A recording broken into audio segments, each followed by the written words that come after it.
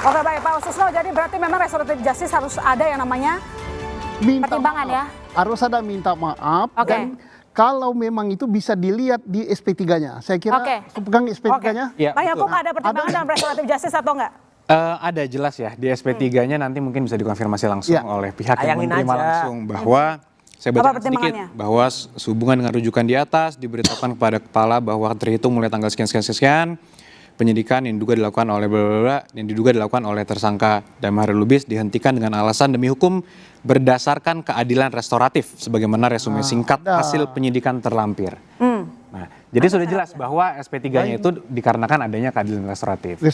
Nah, saya harus sampaikan juga nih sedikit di sini bahwa dari tadi saya menyimak sekali diskusi yang cukup panjang mengenai kronologis bagaimana sih kedatangan Bang DHL dan Bang Egy Sujana ke kediaman Pak Jokowi.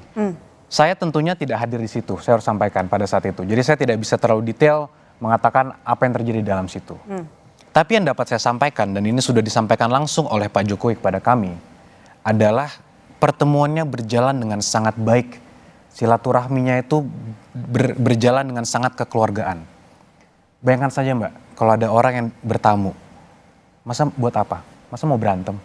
Pasti kan berbaik-baikan. Setelah itu pun Pak Jokowi juga sampaikan, tidak perlu diperdebatkan apakah itu mengenai maaf-maafan, saya understanding. Nah tadi Bang DHL yang sampaikan, Pak Jokowi yang menyampaikan itu. Pak Jokowi menyampaikan saya sudah understanding. Jadi kalau saya melihatnya, jika ada perdamaian di antara kita, itu adalah hal yang sangat baik. Perdamaian ada karena ada permintaan maaf? Kembali lagi, itu tidak perlu diperdebatkan karena silaturahminya berjalan dengan sangat baik. Jadi kembali lagi ya, perdamaian di bangsa ini, dalam beragama, dalam bermasyarakat, itu kan hal yang baik. Jadi itu bukan hal yang seharusnya ada orang berdamai malah mencurigai kiri kanan. Justru kita harus syukuri ada hal itu. Dan itu adalah spirit dari KUHP yang baru. Itu mungkin yang harus di-highlight juga Mbak. Baik. Bang Rismon, jadi Bang Damai dan juga Bang Egy bisa dapat SP3 karena apa menurut Anda alasannya? Minta maaf lah. Minta maaf? Pasti itu. Meskipun disangkal, tapi kan ada satu waktu saya dengan Muhammad Rahmat itu berdiskusi secara live itu kan jelas dikatakan sekuensnya. Ada permintaan maaf, ada saling mendoakan, terus bahkan ada berangkulan. Silakan bantah Muhammad Rahmat, jangan kami. Gitu loh. Ya. Jadi yang pasti bagi saya ini egoisme sih. Bang DHL, bagaimana kita berdiskusi panjang tanggal 15 April. Untuk apa? Untuk Republik ini. Perbaikan sistem seleksi KPU mendatang. Ini bukan masalah personal kita. Masalah Roy Suryo, DHL, Rismon, Tifa, bukan. Supaya ada perbaikan sistem seleksi KPU ke depan. Ada transparansi, kebutuhan rakyat untuk transparan. Jangan sampai ada lagi wapres yang gak lulus SMA. Diloloskan cawapres itu nggak lulus SMA, hanya modal surat keterangan yang abal-abal itu. Jangan sampai itu terjadi. Ini demi Republik kita, bukan masalah Egy Sujana, Rismon, siapa? Rismon, apalagi Rismon, siapa? Rakyat jelata. Ya.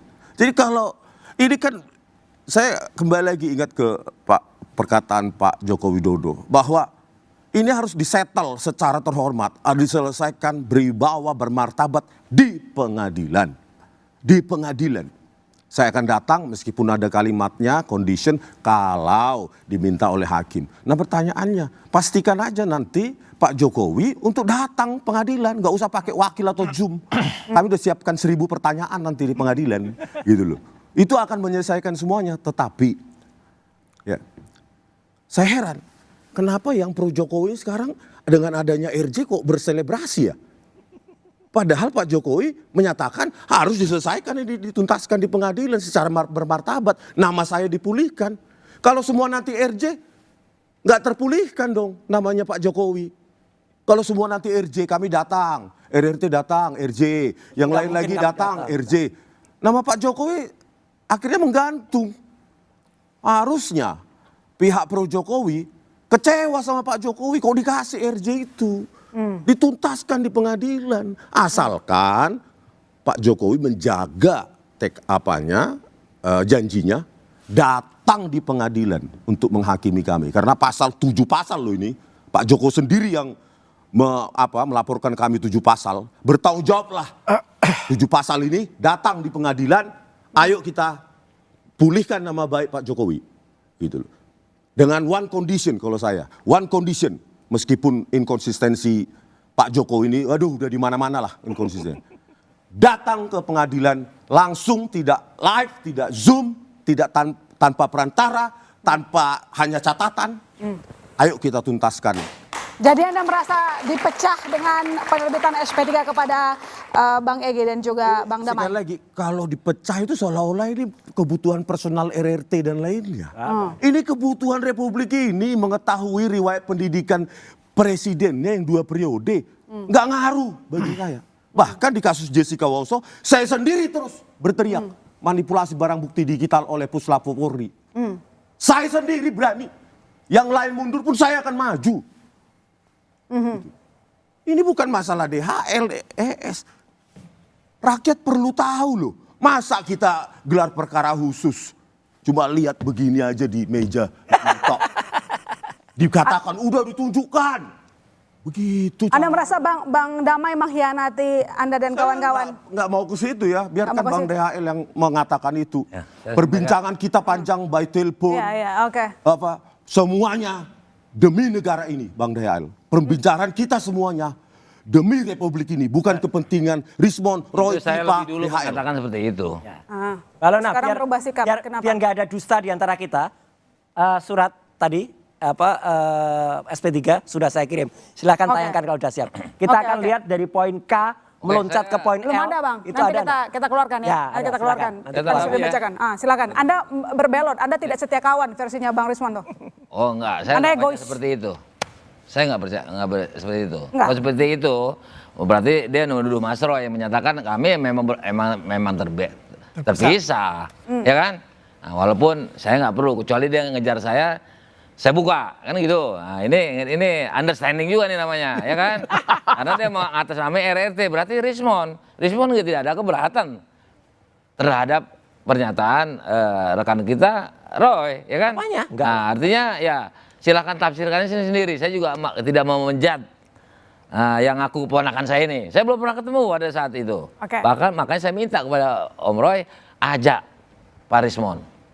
Karena saya simpati. Karena beliau umumkan. Saya belum pernah ketemu itu ketika saya datang ke Jogja. Cuma 2 saya minta Om Roy ajak itu. Kalau ada yang lain itu saya nggak kenal itu orang. Ya, nah, jangan dibuka lagi, malah saya buka. Gak ada pecah di antara kami, nggak ada. Oh, ini yang bikin masalah Jokowi. Baik. Nanti saya lanjutkan di floor. Nanti dulu. Gini, itu tidak terlepas, Pak. Restoratif di dalam pemahaman saya, Pak Kusnusno, adalah tidak terlepas daripada KUA tentang perjanjian. Oke?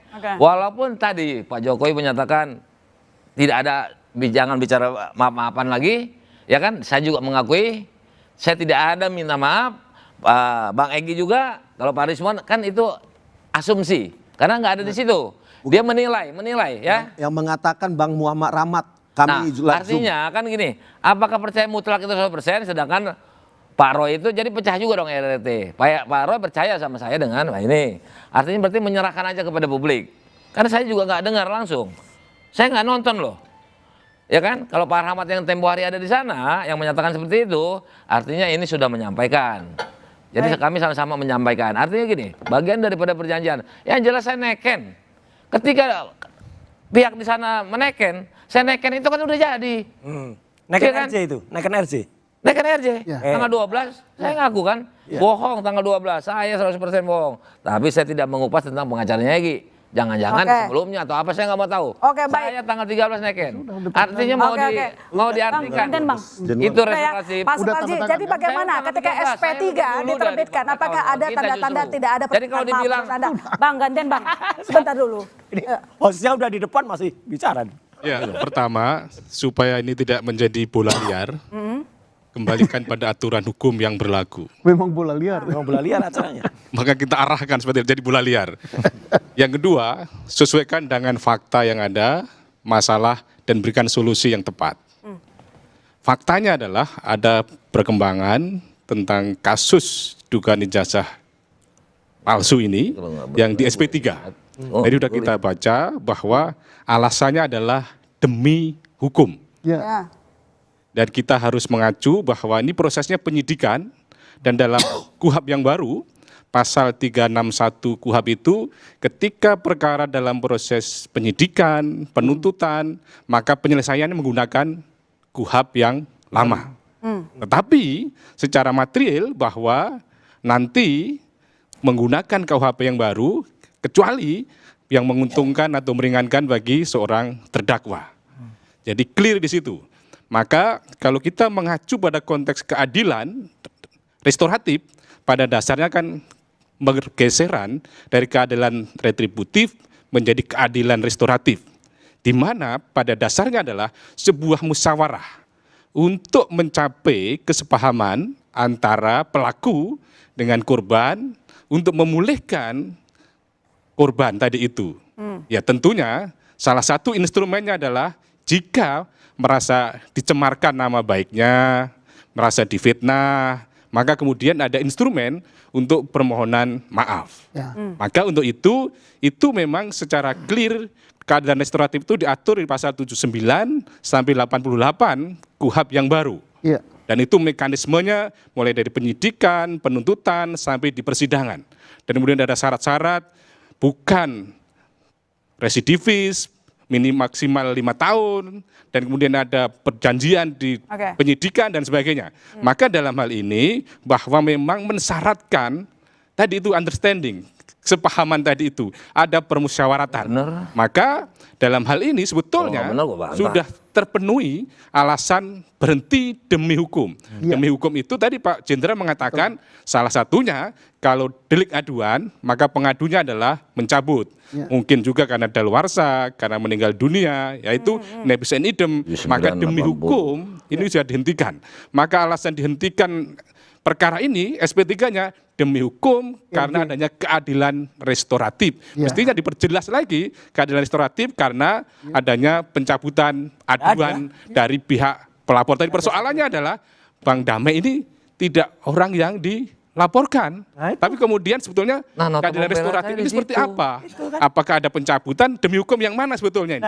Ini yang mendalam adalah yang perlu diuji demi hukum yang mana? Penjabarannya adalah demi hukum keadilan restoratif. Nah, keadilan restoratif antara siapa dengan siapa? Nah, ini yang sebetulnya menarik. Tetapi persoalannya adalah bahwa perkara ini sebetulnya adalah nanti lebih baik Bang Resmon tadi itu sampai ke pengadilan. Supaya apa? Tidak sekedar saling memaafkan, tetapi yang paling mendasar adalah bagaimana kebenaran yang sebenar-benarnya terungkap. Bagaimana kedoliman tidak terjadi kelaziman. Bagaimana akhirnya penonton tidak kecewa. Tetapi kemudian kita bukan senang kita ada berperkara, tetapi masyarakat menunggu kebenaran yang sebenar-benarnya. Itu. Oke, demi hukum yang mana pertanyaannya nanti sekali kembali saudara tetap di Bola Liar.